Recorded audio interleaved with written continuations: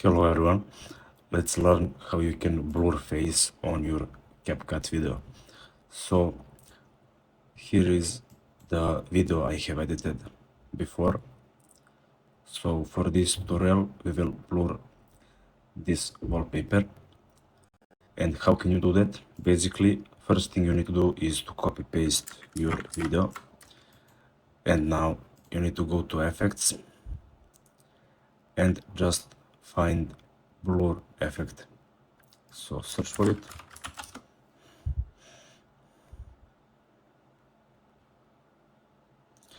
And select the one you like the most. Now you want to set blur between them and select where you want blur to start and end. Now select the one video at the top and create mask. Now you want to add this mask, and as you can see here, the rest of video is blurred. But how can we change this? Is by clicking on mask option again, and you will see this mask settings. Just click reverse button, and here you can reverse this blur and just blur one part of the video.